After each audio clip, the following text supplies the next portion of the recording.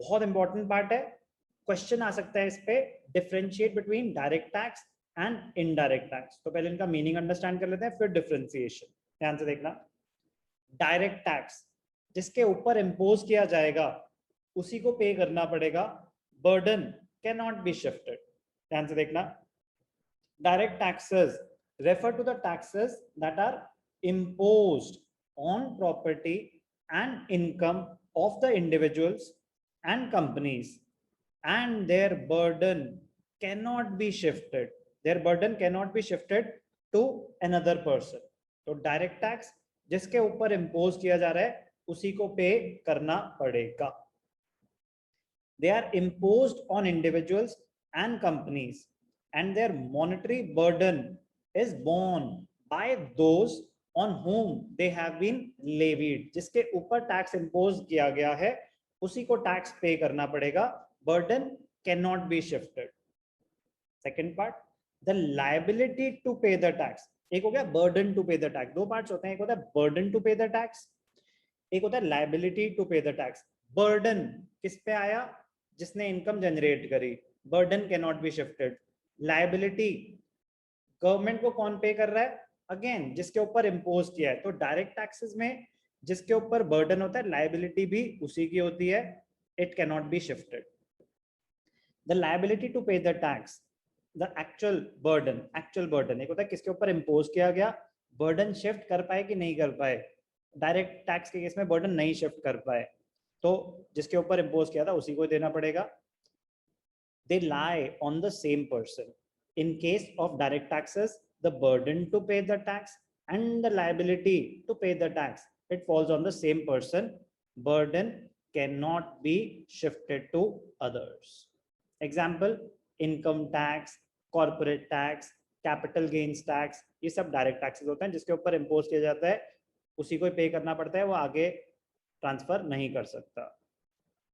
They directly affect the income level and purchasing power. जिसके ऊपर direct tax impose किया गया उसकी डिस्पोजेबल इनकम इमीडिएटली कम हो जाएगी। तो गवर्नमेंट इस टूल को यूज करती है साइक्लिकल चेंजेस में इन्फ्लेशन डिफ्लेशन कंट्रोल करने के लिए। तो they directly affect, direct taxes they directly affect the income level and purchasing power of people and it helps to change the level of aggregate demand. Objectives में हमने सीखा था economic stability, तो उसमें टैक्सेशन को कैसे यूज करते हैं वही वो बता रहे हैं। कोई doubt? No sir. Okay, examples of direct taxes: income tax, corporate tax, interest tax, wealth tax, debt duty, capital gains, ये सब direct taxes के example है। important point है, direct taxes can be progressive, regressive और proportional in nature। India में जो है, India में प्रोग्रेसिव है। प्रोग्रेसिव का मतलब क्या होता है, higher the income higher the rate of tax। normally direct taxes progressive होते हैं। direct taxes meaning and example, कोई doubt? सर लायबिलिटी का मतलब क्या है? लायबिलिटी मतलब किसको देने पड़ेंगे गवर्नमेंट को वो पैसे, who is liable to pay। Okay sir. तो डायरेक्ट टैक्सेस में जिसके ऊपर टैक्स इम्पोज गया है only that person is liable to pay, उसी को देने पड़ेंगे। the burden cannot be shifted। ये चीज और ज्यादा अच्छे से समझ आ जाएगी इनडायरेक्ट टैक्सेस सुन के कि ये तो ऑब्वियस सी बात है ना, जिसके ऊपर टैक्स इम्पोज किया गया वही देगा, ये क्या बात हुई, ये तो ऑब्वियस सी बात है। कह रहे नहीं, इनडायरेक्ट टैक्सेस सुनोगे तो पता चलेगा कि वो कहना क्या चाहते हैं। Indirect taxes, indirect taxes example सबसे बड़ा GST, goods and service tax. Liability किसकी है, लायबिलिटी है सेलर की, प्रोड्यूसर की, सर्विस प्रोवाइडर की। गवर्नमेंट ने सर्विस प्रोवाइडर के ऊपर लायबिलिटी डाली कि आप जितना सामान बेच रहे हो आप उस पर जीएसटी कलेक्ट करोगे और गवर्नमेंट को पे करोगे। तो लायबिलिटी किसकी हुई, प्रोड्यूसर की। गवर्नमेंट को कौन पे कर रहा है, प्रोड्यूसर। बट प्रोड्यूसर ने क्या किया, उसने जो सामान आपको बेचा, फॉर एग्जाम्पल 100 रुपए का सामान था, 10 रुपए 10% जीएसटी था। तो फॉर एग्जाम्पल मैं कुछ सामान खरीदने गया, मैंने केक खरीदा 500 रुपए का, लेट अस अज्यूम जीएसटी का रेट 10% है, कन्वीनियंस है, वैसे 18% है, लेट अस अज्यूम 10% है। तो जब 500 रुपए का केक खरीदा मैंने, तो तान्या, और 10% जीएसटी है, तो मैं उसको केक वाले को 500 दूंगा या 550? सर 550। 550 दूंगा। तो 50 रुपए तो केक वाले ने मुझसे रिकवर कर लिए यस सर। और फिर गवर्नमेंट को पे कर दिए। तो इवेंचुअली बर्डन किसने बेयर करा? कस्टमर ने या प्रोड्यूसर ने? कस्टमर ने। कस्टमर ने। तो गवर्नमेंट ने टैक्स किसके ऊपर इम्पोज किया था, कस्टमर या producer? Sir producer. Good, government ने प्रोड्यूसर पे इम्पोज किया था कि भाई साहब यू आर लायबल टू पे जीएसटी। प्रोड्यूसर ने बर्डन शिफ्ट कर दिया कंज्यूमर पे। तो burden can be shifted in case of indirect taxes. Liability किसकी रहेगी? लायबिलिटी प्रोड्यूसर की है कि कंज्यूमर से अगर वो रिकवर नहीं कर पाया तो प्रोड्यूसर को अपनी जेब से देने पड़ेंगे। बट बर्डन किस पे आया? अगर उसने कस्टमर पे शिफ्ट कर दिया तो बर्डन तो इवेंचुअली आया कस्टमर पे। इनडायरेक्ट टैक्सेस, ध्यान से देखना, indirect taxes are those taxes which can be shifted to another person or entity. Indirect taxes can be shifted, the burden can be shifted. Their monetary burden is ultimately borne by final users of goods and services. So consumers usually bear कर रहे होते हैं, rather than the person on whom the tax is levied. They are imposed on goods and services. The liability to pay the tax and the burden of the tax, they lie on different persons. The burden can be shifted to others. Government ने liability impose करी producer के ऊपर, burden किसके ऊपर impose किया? Producer के ऊपर। Producer ने बर्डन शिफ्ट कर दिया कंज्यूमर के ऊपर। तो liability and the burden it falls on different people. So in case of indirect taxes burden can be shifted. तो जीएसटी का एग्जांपल मैंने आपको दे ही दिया. Indirect taxes burden can be shifted and indirect taxes can be avoided. तो वही point है, indirect taxes are compulsory payments but they can be avoided by not entering into those transactions. ध्यान से देखना क्या है. डायरेक्ट टैक्सेस, आपने income कमाई, आपको टैक्स देना ही पड़ेगा. कह रहे indirect taxes they can be avoided. कह रहे मतलब, कह रहे गवर्नमेंट ने कुछ कमोडिटीज पे टैक्सेस इंपोज करे हुए हैं गुड्स एंड सर्विसेज पे, मत कंज्यूम करो वो गुड्स एंड सर्विसेज. अगर आप वो कंज्यूम नहीं करते तो क्या आपको टैक्सेस देने पड़ेंगे?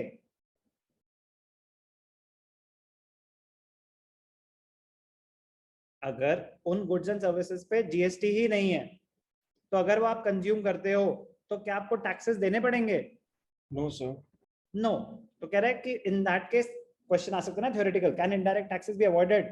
कह रहा है yes, if we consume those goods and services on which there is no GST, so tax can be avoided. Direct taxes, they cannot be avoided.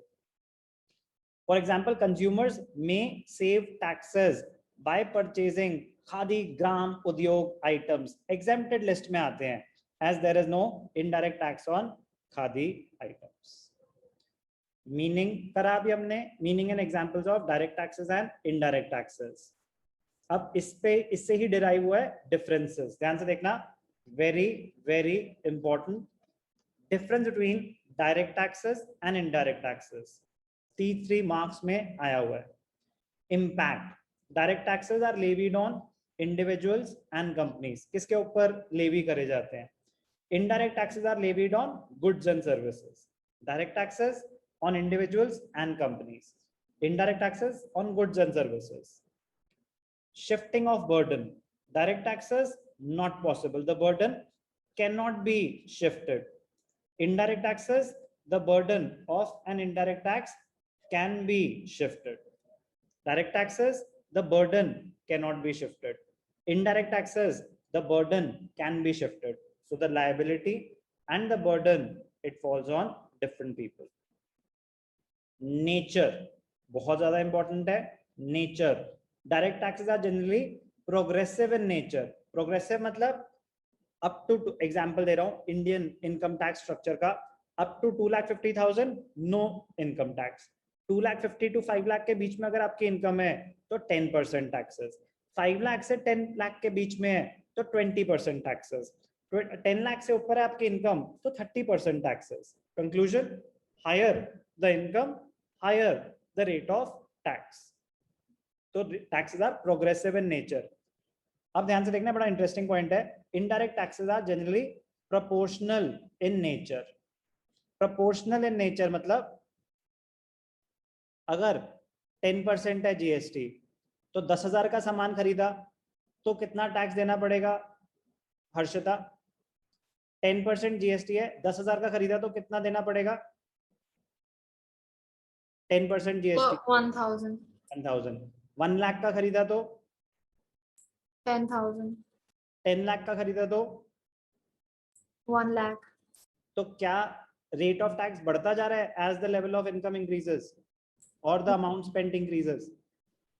No. The rate of tax remains the same. तो जो amount है वो proportionately बढ़ता जाएगा tax का जैसे जैसे value of goods and services बढ़ेगी। Yes, sir. तो it is said that indirect taxes are proportional in nature. But ध्यान से देखना, indirect taxes are not regressive in nature. Indirect taxes are not regressive in nature, but at times उनके साथ ये word use करा जाता है, रिग्रेसिव। रिग्रेसिव का मतलब जैसे जैसे इनकम बढ़ती है इम्पैक्ट कम होता रहता है। अब ध्यान से सुनना, मैं क्या बोलने की कोशिश कर रहा हूं, इंटरेस्टिंग पॉइंट है। ए, हर्षिता आप आंसर देंगे, ए की इनकम है 1 लाख पर मंथ, उसने 10,000 का सामान खरीदा गुड्स एंड सर्विसेज, 10% जीएसटी पे करा, उसकी इनकम है 1 लाख पर मंथ, उसने 10,000 का सामान खरीदा, 10% जीएसटी पे करा, तो कितना जीएसटी पे करा? So 1,000. ओके, ए बी, ए की इनकम थी 1 lakh per month, goods and services उसने खरीदे 10,000 के, जीएसटी 10%, 1,000 का जीएसटी पे करा। अब बी है, उसकी इनकम है 20,000 पर मंथ, उसने गुड्स एंड सर्विसेज खरीदे 10,000 के, उसने कितना जीएसटी पे करा होगा? 1,000. 1,000। तो लेवल ऑफ इनकम से जीएसटी का कोई लेना देना होता है? No, sir. It depends on the money spent on goods and services. अब 1,000 जो जीएसटी पे करा, 1 लाख जिसकी इनकम थी वो भी 1,000 जीएसटी पे कर रहा है, 20,000 जिसकी इनकम थी वो भी 1,000 जीएसटी पे कर रहा है। किसके ऊपर बर्डन ज्यादा होगा? इसका बर्डन फील किसको ज्यादा होगा, बी को या ए को? B को. बोलो। So B को. Very good, why? Because B की income less है sir. ठीक है, तो ध्यान से देखना, बर्डन और the impact of indirect taxes will be more on the people with lower income। तो उनके ऊपर बर्डन ज्यादा फील होगा कि नहीं होगा? Yes. तो हम ये बोल सकते हैं कि जिनकी इनकम ज्यादा है उन पे बर्डन कम आ रहा है, जिनकी इनकम कम है उन पे बर्डन ज्यादा आ रहा है इनडायरेक्ट टैक्सेस का। Yes. तो उस पॉइंट ऑफ व्यू से वो रिग्रेसिव होते हैं। बट जो इनडायरेक्ट टैक्सेस का रेट है, रेट चेंज नहीं हो रहा। रेट ऐसा नहीं है कि जैसे जैसे आपकी इनकम बढ़ेगी आपका rate of tax, rate is proportional in nature. ये हमेशा ध्यान रखना। रिग्रेसिव किस पॉइंट ऑफ व्यू से? बर्डन, फील, इंपैक्ट के पॉइंट ऑफ व्यू से। जो रेट है वो प्रोपोर्शनल इन नेचर है। कह रहे रेट तो फिक्स्ड है, 10 लाख है तो 1 लाख देने पड़ेंगे, 1 करोड़ है तो 1 लाख देने पड़ेंगे। तो ये समझ आना चाहिए प्रोग्रेसिव का मीनिंग, प्रोपोर्शनल का मीनिंग और रिग्रेसिव का मीनिंग। इंपॉर्टेंट पॉइंट है। Last, basis of differentiation, coverage. Direct taxes, they have limited reach as they do not reach all the sections of the economy. Limited reach. Income tax सब नहीं दे पाते, चोरी कर लेते हैं, इनकम शो नहीं करते हैं, तो डायरेक्ट टैक्सेस की लिमिटेड रीच है. बट गुड्स एंड सर्विसेज तो सभी खरीद रहे हैं, यस और नो? चाहे गांव में भी आप बिस्किट का पैकेट खरीदें, उसमें टैक्सेस तो इंक्लूडेड है, यस और नो? Yes, sir. बट गांव Yes, में sir. क्या लोग रिटर्न भरते होंगे सारे लोग? नो. तो indirect taxes, they have a wide coverage. Direct taxes, they have limited reach. Indirect taxes, they have a wide coverage as they reach all the sections of the society. अब जैसे income tax वालों ने ही बोल दिया कि अगर आपकी income 2.5 lakh तक है ना, तो इनकम टैक्स नहीं देना, 0 है. लेकिन जब हम सामान खरीदने जाते हैं तो वो पूछते हैं कि भाई साहब आपकी इनकम 2.5 लाख से कम है तो रहने दो, आप जीएसटी मत दो, या जीएसटी सबको देना पड़ता है? सर सबको देना पड़ता है. जीएसटी सबको, इनडायरेक्ट टैक्सेस सबको देने पड़ते हैं. Therefore, we can say that indirect taxes have a wider coverage as compared to direct taxes. ढंग से पढ़ के अच्छे से डिटेल में करेंगे ताकि अंडरस्टैंडिंग में कोई दिक्कत ना आए, तो बहुत स्कोरिंग होगा. अभी मैंने आपको क्या बताया? Meaning an example of revenue receipts. इतना रीड करेंगे, फिर मैं आपको कराऊंगा meaning an example of capital receipts. ध्यान से देखिए.